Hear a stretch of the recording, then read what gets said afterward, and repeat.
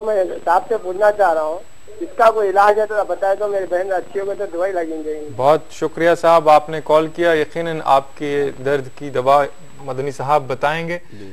भाई ने जो सवाल किया है मदनी साहब इसका इस्लामी रोशनी में बताएं और इस बात का इजाला कर दें जो रूहानी और जिस्मानी या करतूत अमलियात ये चीज़ों में फ़र्क करें और कहाँ रुजू हो हम। वालेकुम अस्सलाम वरहमतुल्लाहि व बरकातुहू। के भाई ने सवाल क्या है कि जो हालात आपके सामने भी आप पेश किए हैं उसकी रोशनी में ये है कि ना डॉक्टर के पास जाना सही है ना गलत है, इसी तरह मुर्शद और आमिल के पास ना जाना सही और गलत है। असल ये है कि आप जाते हैं तो शरई हुदूद में रहकर जाना चाहिए। अगर आप डॉक्टर के पास जाते हैं और हराम दवाई खाते हैं तो हम कहेंगे गलत। इसी तरह आप किसी मुर्शद के पास जाते हैं और शिरकिया काम, इसी तरह बिदाती काम करते हैं तो हम कहेंगे गलत। लेकिन आप चाहे डॉक्टर के पास जाते हैं या कुरान मजीद से भी, जैसा कि हमारा गुज़िश्ता टॉपिक था रूहानी बीमारियों का इलाज, क्योंकि बीमारियां दो तरह की होती है, जिस्मानी बीमारियां, रूहानी बीमारियां। तो जिस्मानी बीमारी और रूहानी बीमारियों के लिए आप कुरान मजीद से भी इलाज कर सकते हैं और इसी तरह दवाई से भी। अल्हम्दुलिल्लाह, अगरचे के गैर मुस्लिम ने ईजाद किया हो दवाइयों को, जब तक शरीयत से ना टकराए तो अल्हम्दुलिल्लाह आप उससे भी इलाज कर सकते हैं। असल उसूल ये है, चाहे आप जिस्मानी बीमारियों का इलाज करवाएं या रूहानी बीमारियों का इलाज करवाएं, हराम चीज उसके अंदर इन्वॉल्व नहीं होना चाहिए और शिर्क और बिदत इन्वॉल्व नहीं होना चाहिए।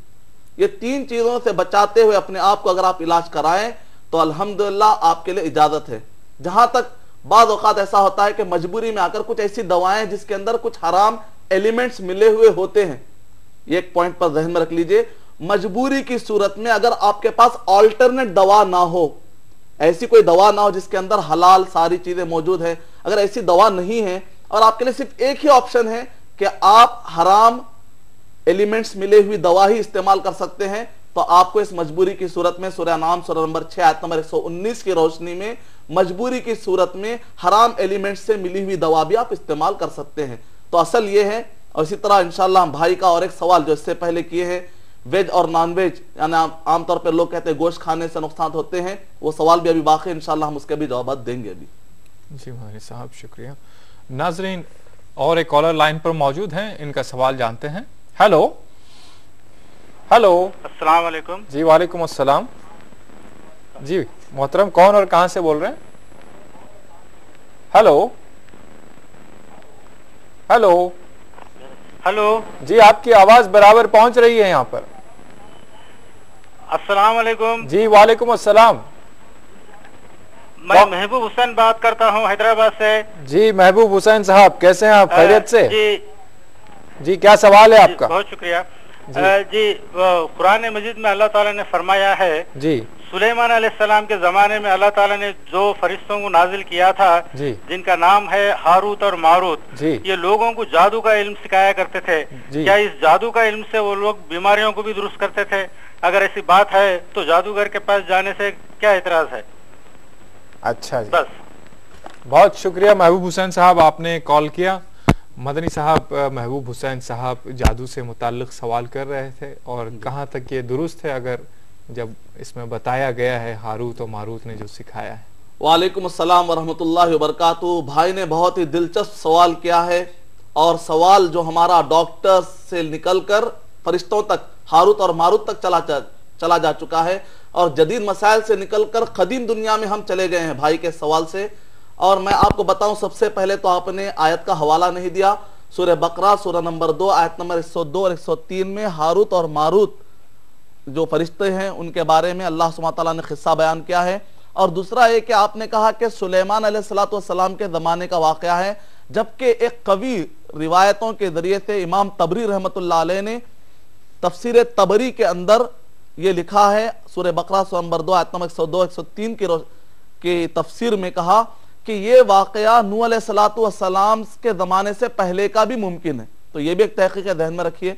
बहरहाल मुख्तसर ये कि वहां पर जो फरिश्तों को अल्लाह सुब्हानहू तआला ने नाजिल किया था, बाद लोग समझते हैं कि दोनों जिन थे, जिन नहीं थे। अल्लाह ताला ने कहा मलकैनी बिबाबिल हारूत व मारूत, कि ये बाबुल में, बाबुल कहाँ पाया जाता है? इराक और सीरिया के दरमियान पाया जाता है। इस जगह पर दो फरिश्तों को, हारूत और मारूत नामी फरिश्तों को अल्लाह सुब्हानहू तआला उतारा था।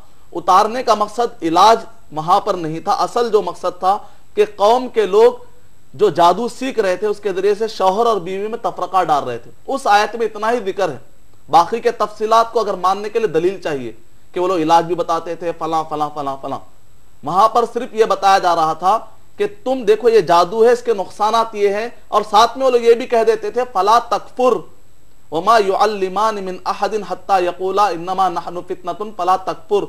तो फरिश्ते खुद ये कह रहे थे कि इसको इलाज मत करो। जैसे मिसाल तौर पे अगर एक माँ कहती है अपने बच्चे से कि बेटा जैसे ही घर के बाहर निकलोगे तो गड़ा है, तो माँ के कहने का मतलब हरगिज ये नहीं है कि गड़े में गिर जाओ, माँ के कहने का मतलब है कि गड़े से जरा संभल कर चलो। तो फरिश्ते जो आए थे जादू बताने के लिए, इसलिए नहीं आए थे कि ताकि जादू को इस्तेमाल किया जाए, इसलिए आए थे ताकि बताए कि इसके नुकसान है, इससे बचा जाए। उम्मीद कि आपका जवाब मुकम्मल हुआ। शुक्रिया मदनी साहब। लिखते हैं सोहेल साहब हैदराबाद से, खून डोनेट करना कहाँ तक दुरुस्त है? इस SMS का जवाब अता फरमाएं। वालेकुम अस्सलाम वरहमतुल्लाहि वबरकातुहू। भाई ने बहुत ही बेहतरीन सवाल किया। इसका ताल्लुक वैसे एक बड़ा सब्जेक्ट है, ऑर्गन ट्रांसप्लांटेशन, उसमें का एक हिस्सा है कि खून का डोनेट करना कहाँ तक जायज या नाजायज है। तो इसके लिए मैं सारे मसाइल को एक साथ कर देता हूँ। ऑर्गन ट्रांसप्लांटेशन और खून, इसके लिए 4 उसूल अपने जहन में रख लीजिए। पहला उसूल ये है कि जो कोई भी डोनेट कर रहा है यानी देने वाला है, जरूरी है कि वो फ्री में दे, उसके इवज पैसा ना ले। और इसी तरह जो देने वाला है, डोनेट करने वाला है, जरूरी है कि उसके जान को खतरा ना हो। कोई भी चीज दे रहे हैं, गुर्दे में से गुर्दा दिया जा रहा है, आंख में से एक आंख दे दी जा रही है, या जिस्म में से कोई ऐसी चीज दी जा रही है दूसरे के लिए फायदामंद हो। खासतौर से खून तो एक ऐसी चीज है अगर आप देंगे तो फिर वो क्रिएट हो ही जाएगा। तो जनरल ऑर्गन ट्रांसप्लांटेशन के बारे में उसूल पहला यह है कि पैसों की बुनियाद पर उसको बेचना या उसका पैसा लेकर खाना हराम है। लेकिन अगर आप मजबूर हो गए, किसी ऐसे आप ब्लड बैंक है, पैसे देने पर ही आपको खून मिलता है, तो चूंकि आप मजबूर है लेने के लिए, आप पैसे दे सकते हैं। लेकिन अगर आप किसी को दे रहे हैं तो आप पैसा हरगिज मत लीजिए। दूसरा उसूल यह है कि जो कोई भी डोनेट कर रहा है उसकी जान को खतरा ना हो।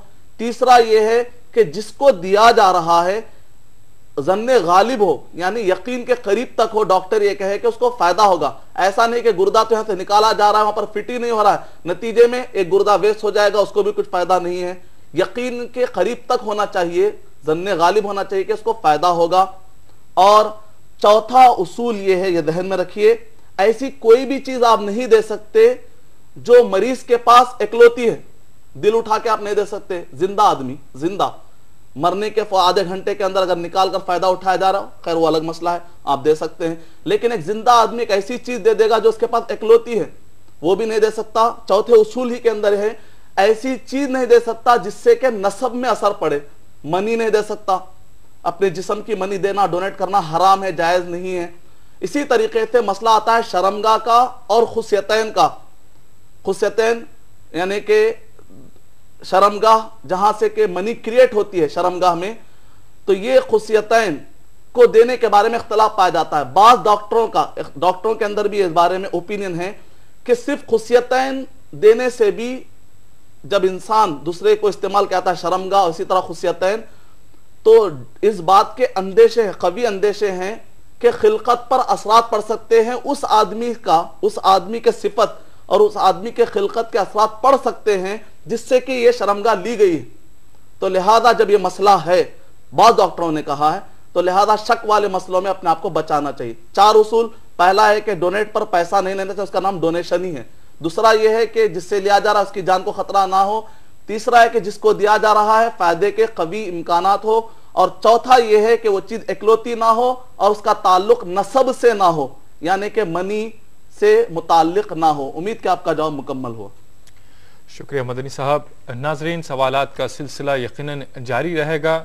आपका हमारा खुशगवार साथ यकीनन फिर से होगा इस ब्रेक।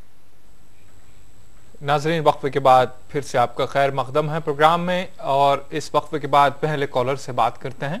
हेलो जी, अस्सलाम वालेकुम। हेलो अस्सलाम वालेकुम जी। वालेकुम अस्सलाम मोहतरम। मैं तनवीर बोल रहा हूँ। समीर साहब? मैं गोविंदगढ़ से बोल रहा हूँ। तनवीर आलम। तनवीर आलम सर, मेरा सवाल है, हाँ जो मेरे डैडी हैं, जी बताइए। वो